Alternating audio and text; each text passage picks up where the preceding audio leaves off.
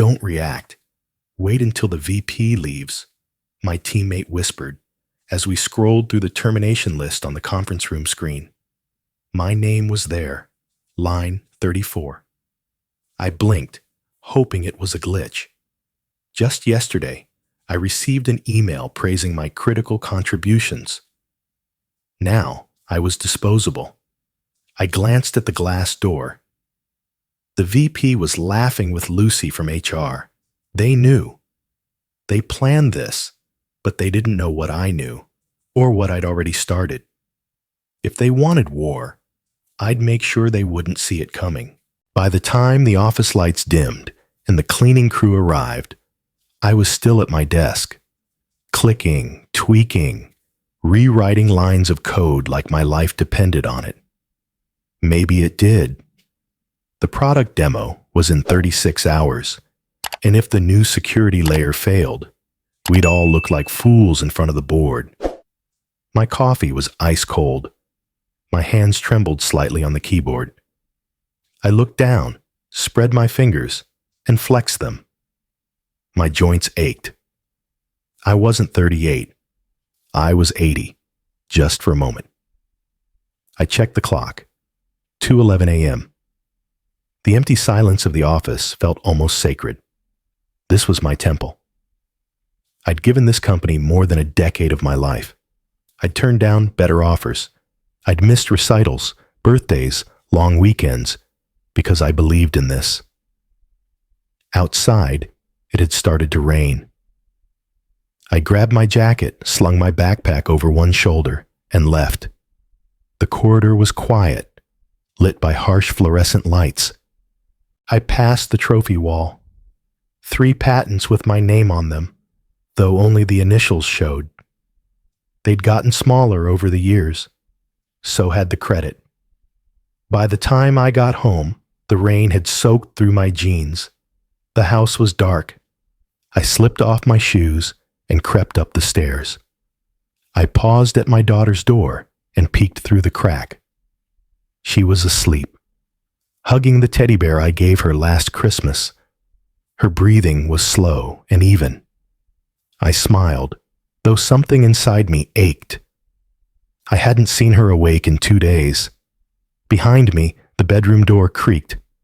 My wife stood there, arms crossed, eyes rimmed red. "You missed dinner." "Again," she said, her voice low but sharp. "I had to finish the patch." "I don't care about the patch, Ethan," she snapped. "She asked about you. She said, 'Does Daddy live at work now?'" I sighed. My shoes felt heavier than usual. "I'm trying, Aaron. I'm doing this for us." "No," she said. "You're doing this for them. And you don't even see it." She turned and closed the door. I stood in the hallway a little longer, listening to the silence until it hurt. The next morning, I was back at the office before sunrise. I pushed the update live, ran diagnostics, and let out a breath. The system held. I opened the back-end dashboard just to double-check, then paused. There was a strange log. An internal access ping from an IP that didn't belong to anyone on the dev team. Firewall override, encrypted pull request. I followed the trail. Someone had accessed the beta environment and duplicated the last 3 months of builds. That wasn't possible, unless they had admin access. I opened the encryption key. It was mine. Except, I never logged that session. Before I could react, a new email popped up. No subject, no sender. Just a line. "Don't fix it. They're watching." My stomach dropped. I locked my screen and leaned back in my chair. Had someone cloned my credentials? Was I being watched? Or worse, set up? Before I could spiral further, I got a calendar ping. Internal review prep meeting, 10 a.m. My name was on the attendee list. So was Lucy. So was Mike.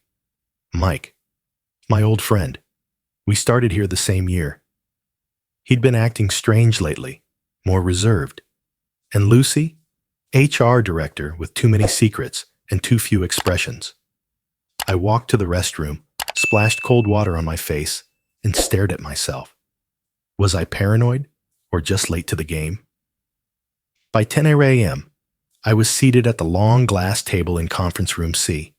The walls were lined with Employee of the Month posters. I wasn't on them. Lucy handed out folders. "Just a routine talent review," she said. "No pressure." I opened mine. It was full of performance graphs, code assessments, some email snippets, and then a recommendation, suggested role adjustment, lateral shift to support division. My hands tensed. This was no review. This was a demotion. Across the table, Mike avoided my eyes. I remembered the email. I remembered the mysterious ping. I remembered Erin's voice. "You don't even see it?" After the meeting, I called my mom. Just needed to hear her voice. "Sweetheart," she said. "Still no promotion?" "No, Mom," I said, forcing a chuckle. "I think I'm being moved. Sideways." "Oh, honey, you work so hard. Maybe it's time to move up or move out." I hung up and opened my laptop. I scrolled through archived emails. That's when I found it. An old project proposal. Mine, submitted 3 weeks ago. And there, forwarded from Mike to the VP, with the note, "Here's that concept I mentioned. Thought it might help our timeline." My name was stripped out. I stared at the screen, breath caught in my throat, betrayed by my closest ally. That evening, Lucy sent me a document to sign. "Just a policy update," she wrote. I scanned it. Line 12, acknowledgement of system access policy breach and waiver of liability. A trap. They wanted me to sign away my defense. I didn't. I closed the document and shut my laptop. Outside, the storm from last night had returned. This time, I welcomed it. It started with a folder buried in the shared HR drive, one that shouldn't have been there. Or maybe it should have, if someone had intended for me to find it. The title was bland. Talent Mobility Forecast. Q1. Inside were charts, performance reviews, termination recommendations. My name appeared 7 times across various documents. The earliest entry? Dated 6 months ago. 6 months. That was long before the product crisis, before the late nights, before I missed our anniversary dinner. I leaned back, my heart thudding in my chest. They'd been planning this for half a year. I wasn't being reviewed. I was being slowly, meticulously erased. I stood, pacing the office. The blinds were shut. No one outside could see me cracking. I pulled up security logs, traced system access patterns. It didn't take long to spot a recurring anomaly. Admin level access at 3:14 a.m. every Thursday. Always from Lucy's credentials. The logs had been partially wiped, but not well. Mike's betrayal had gutted me, but now I saw the strings. He wasn't pulling them. He was dancing at the end of them. I remembered a conversation from last fall. Lucy had cornered me near the elevators. "There's a junior dev. Great guy. Just needs a little push. Nephew of a friend," she said casually. "Think you could recommend him for the next promotion cycle?" I had smiled politely, said I'd review his work. 2 weeks later, I'd submitted a performance audit. The kid didn't meet the bar. After that, things began to shift. Meetings moved without notice. Projects were reassigned. My inbox began to feel filtered. It hadn't clicked then. Now it did. I couldn't breathe. I grabbed my coat and walked out into the parking lot. The rain hit hard, cold, relentless. I slid into the driver's seat and just sat. My fingers curled around the steering wheel. My forehead rested against it. The tears came without warning, not just from betrayal or exhaustion. but from the sickening realization that I'd played perfectly into their hands. I was the diligent soldier, the quiet builder, the man who stayed late and asked for nothing. And they'd use that to bury me. I don't know how long I sat there, soaked and shaking. Eventually, I drove home. The house was quiet. Aaron and our daughter were asleep. I dried off, changed into sweats, and sat at the kitchen table with my laptop. I knew what I had to do. I logged into the HR system, using my backup credentials, ones I'd kept from my time on the integration team 2 years ago. I decrypted the internal policy log, exported the performance review cycles, cross-referenced access timestamps. I created a full archive and uploaded it to a private encrypted drive under a dummy name, just in case. The next day, Lucy stopped by my desk. Her smile was too wide. "Heard you're getting reassigned. A fresh start," she said. I nodded, keeping my expression neutral. "There's an opening in support. Less stress. You'll have more time with your family." She wasn't offering. She was cornering. "Appreciate the consideration," I said flatly. She leaned in. "Or we can make this messy. Your choice." Temptation wrapped in threat. I gave her the same smile I used in job interviews. Polished, empty. She walked away. That night, as I helped my daughter change her tablet password, she asked, "Why do I need a new one, Daddy?" "Because protecting what's yours is important," I said. "Like secrets?" I smiled. Exactly. The next morning, I activated the back door. It was an old patch, one I had built for emergency audits, meant to be deleted.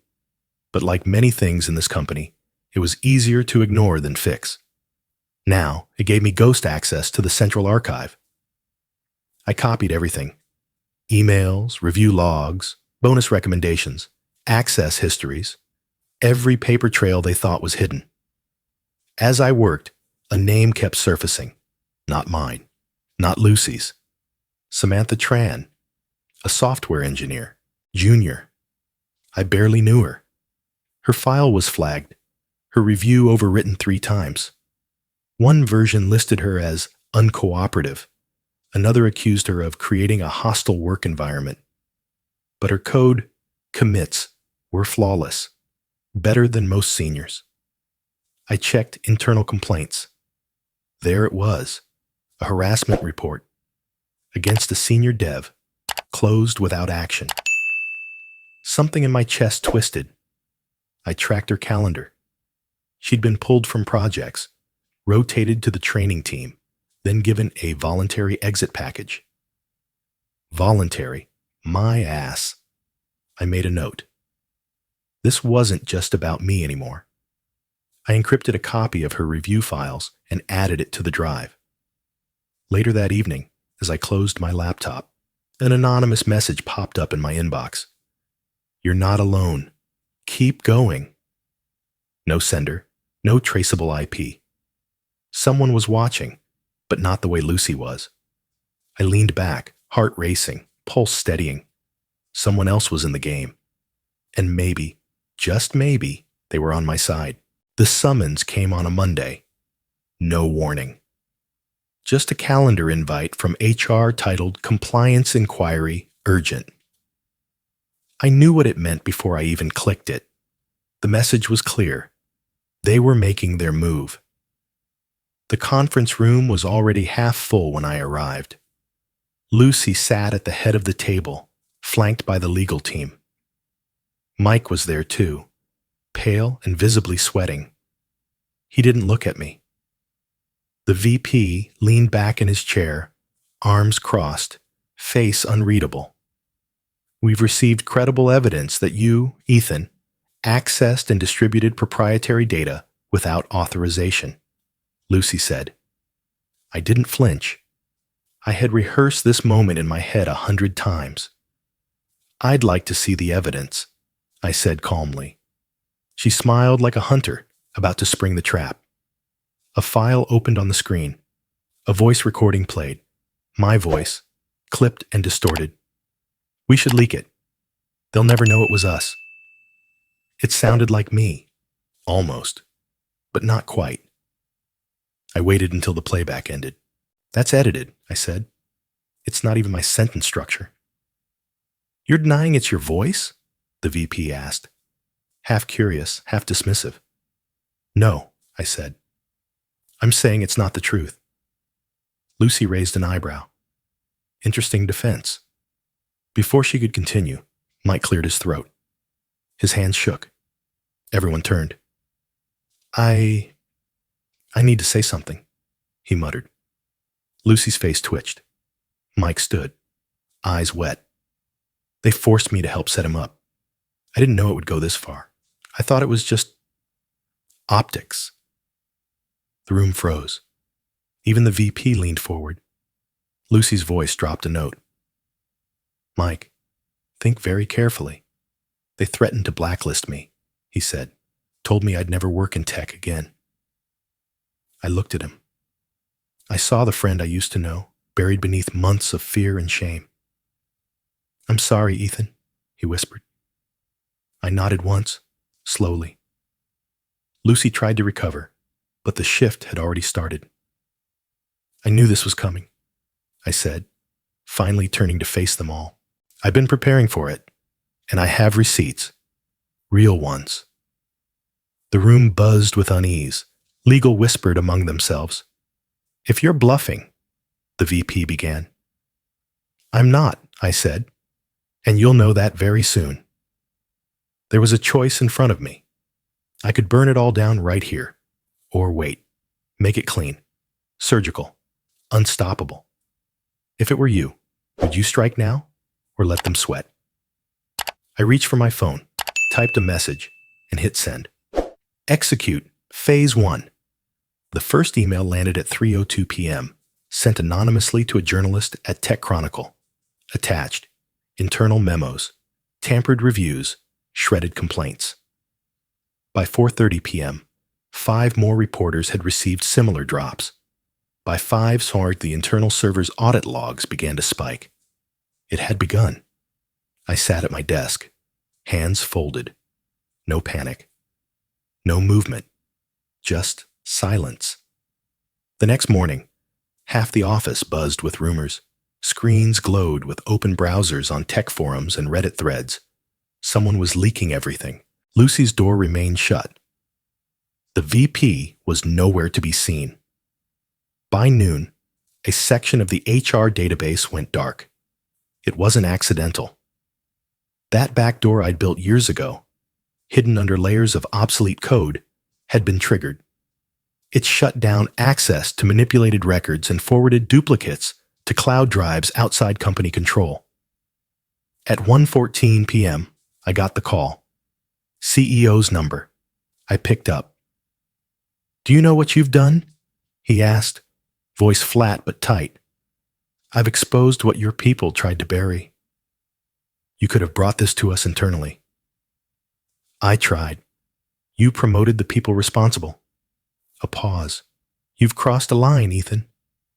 I didn't draw it, I said. You did.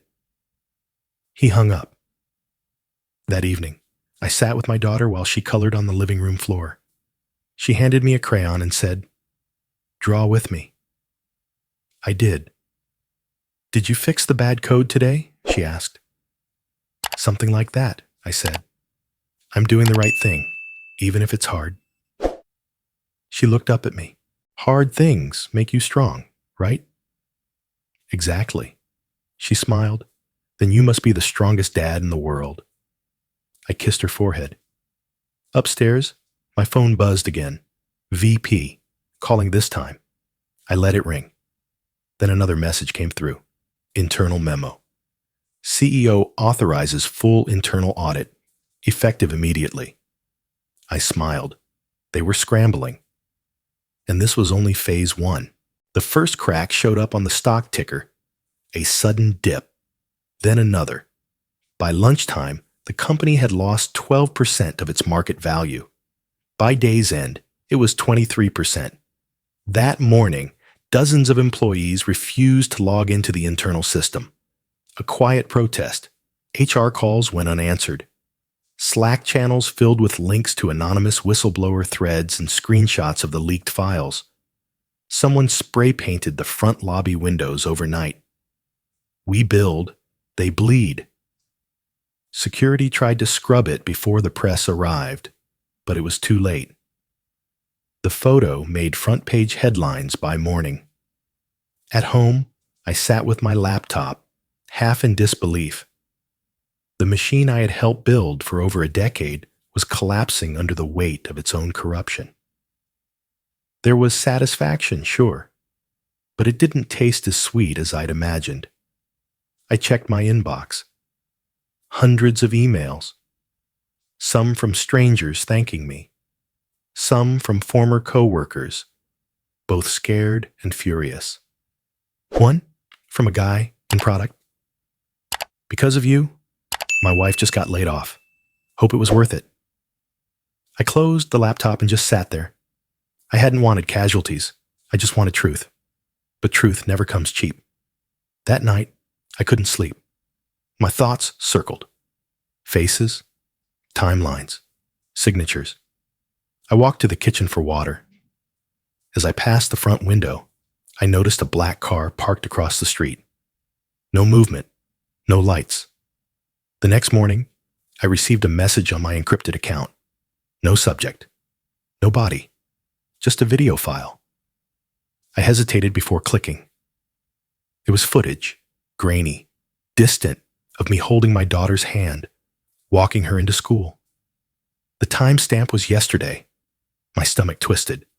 I rewound. The camera angle was from across the street, behind a tinted windshield. Someone was watching. I forwarded the file to my backup contact and wiped it clean. Whatever was happening, it had gone beyond HR memos and review documents. Later that afternoon, the police arrived at the company headquarters.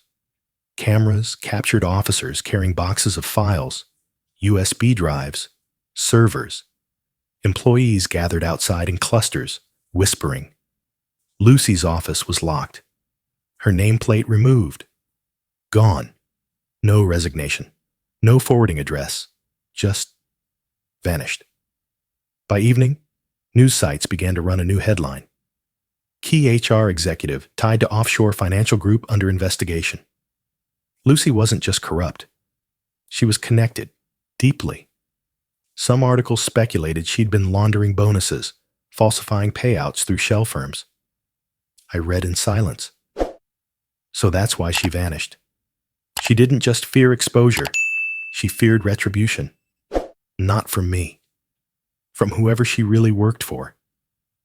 That realization chilled me more than the surveillance video. I turned off the lights and sat in the dark. If Lucy had ties to something bigger, was I still just a man cleaning up his corner? Or had I kicked a hornet's nest? My phone rang. Unknown number, I answered, breath steady. Ethan Miller? A voice asked. Yes. This is Detective Alvarez. We're coordinating with federal investigators on the whistleblower case. We've reviewed your name across multiple submissions. We'd like to formally request you as a key witness. I hesitated. I'm not sure that's safe, I said. There are protections in place? There weren't any for Samantha Tran, I replied. Silence. Then, we'll do better this time. I agreed to meet. The next morning, a delivery arrived. Unmarked box. Inside, a phone, already activated, and a note. We need to talk. Don't use your own devices. We're not the only ones watching. There was no signature. I powered it down and locked it in my safe. That evening, I sat on the porch with Erin. We didn't talk. Just watched our daughter chase fireflies in the yard. When did you know it would work? She asked. I didn't, I said. I still don't. She looked at me, eyes soft but searching. Do you regret it? I looked at our daughter, her joy, her freedom. No, I said. But I do worry about what comes next. She took my hand. I'll worry with you. For the first time in weeks, I let myself breathe. That night, a new email landed in my private inbox. The subject line read, "Confidential. Offer from Sovereign Group." The body was brief. A generous sum for exclusivity. We admire your discretion. Let us help you move forward. With us. Attached. A contract. 7 figures. They wanted my silence. My price. I was washing the dinner dishes when the knock came. Slow, firm, measured. Through the peephole, I saw him. Gray suit. Thinner than I remembered. No security detail. The VP. I opened the door. Arms crossed, heart cold. "I need 10 minutes," he said. "Not for the company. For me." I stepped aside. He stood awkwardly in my living room, staring at the family photos. He looked smaller in person, less like the powerful executive I remembered, more like a man cornered. "I was wrong," he said. "That's the understatement of the year." I didn't know how deep it went. I thought Lucy was just ambitious. Cold, sure, but not dangerous. I said nothing. "She blackmailed me," he said. "Years ago. Said she had evidence I doctored performance reports. I didn't, but she made it look like I did. I played along. I thought I could survive her. Until she disappeared." He nodded. "And now I realize I wasn't surviving. I was helping her win." He pulled a small envelope from his coat and placed it on the table. "She left this for you. Told me to deliver it only if things went too far. They have." I stared at the envelope, my name written in blue ink, her handwriting. "Why now?" I asked. He took a shaky breath. "Because I think you were right, and I think you're not done yet." I looked at him, searching for some sign of sincerity. Maybe he was still playing a game. Maybe he was telling the truth. "She was abused," he said suddenly. I blinked. "What?" "Lucy, years ago, by the CEO. It wasn't just a rumor. She came to me. I didn't believe her, and she never forgave me for that." The room fell silent. "She tried to fight back," he said, "but instead of escaping it, she became it. She turned into the very thing that broke her." I exhaled. A truth I hadn't expected. A twist I didn't want. "She asked me to ask you something," he said. "Join the inner circle. Not hers. Ours. The ones trying to dismantle it from the inside." I raised an eyebrow. "There are more of us than you think," he added. "We need someone with reach, with integrity." "And what makes you think I still have that?" He smiled sadly. "Because you haven't signed the deal with Sovereign." He left. I stared at the envelope for hours before opening it. Inside, a USB drive, a single page of printed text, and a list of names. Hundreds. Each one had been involved, coerced, complicit, or crushed. Annotated in Lucy's handwriting, destroyed, protected, bought, resisted. On the last page, one note. "Tell the truth, all of it, even mine." I sat in my office, lights off, list in my lap. I recognized some names. Samantha Tran, Mike, the VP, and others. People I once thought were against me, who may have been fighting the same battle, just from different trenches. Then I saw something that stopped my breath. One name, a partner at a firm that audited our systems. A man who once mentored me, Mark Nolan, next to his name, silent support, protected Ethan twice. He had been helping me, quietly, invisibly, the hidden ally. I closed my eyes. All those nights I thought I was alone. I never really was. So many people in that list had tried to speak, to act, to resist. And all had been silenced, until now. If I went public, they'd be vindicated. If I stayed silent, they'd stay buried. Would you do it? Would you stand up knowing you'd be dragged through the fire, not as a hero, but as a threat? I clicked open my encrypted archive, merged it with Lucy's files, sanitized identities of the innocent, highlighted patterns of systemic abuse. The next morning, I called a reporter. "I want to talk," I said, on record. That afternoon, I sat in a broadcast studio. The lights were hot. The producer counted me in. The anchor nodded. "Ethan, many see you as a whistleblower, a disruptor. Some say a traitor. Why did you do it?" I looked into the camera. I saw my daughter's face in my mind. "I didn't do this for revenge," I said. "I did it for the people who never got the chance to fight back, for the ones crushed quietly, in silence. I'm not here to burn things down. I'm here to open the windows, so the rot can't hide anymore." The room was silent, and for the first time, I wasn't. 6 months later, I stood before a room full of strangers, all of them watching me with the same question in their eyes. What now? The banner behind me read, "National Ethics in Labor Conference."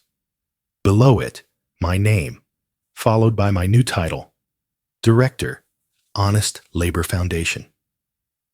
The applause had faded, the cameras had stopped blinking, and all that remained was the silence before I spoke.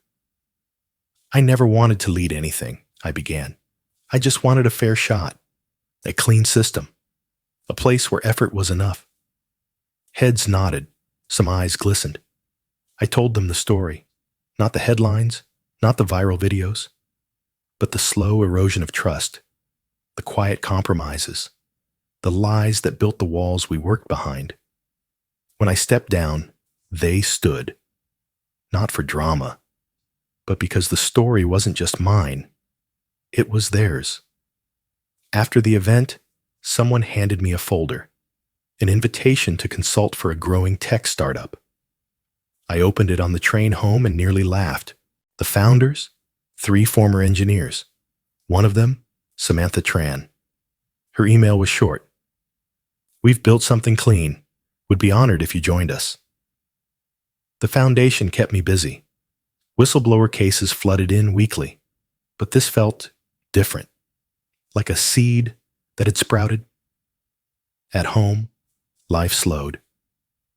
For the first time in years, I made breakfast without rushing. Took my daughter to school every morning. Watched her run to class, backpack bouncing, smile wide. That morning, she turned at the door, waved, and shouted, "Love you, Dad."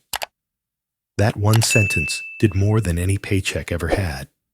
Later that month, I was invited to speak at a university. Afterward, a student approached me. She handed me a folded paper, handwritten. "Thank you for proving we're not powerless." That night, as I tucked my daughter into bed, she whispered, "You're home more now." "I'll always be here," I promised. A few days later, a sealed envelope arrived at the foundation office. No return address. Inside, a report from a major multinational tech company. Pages of internal complaints, falsified audits, suppressed payouts.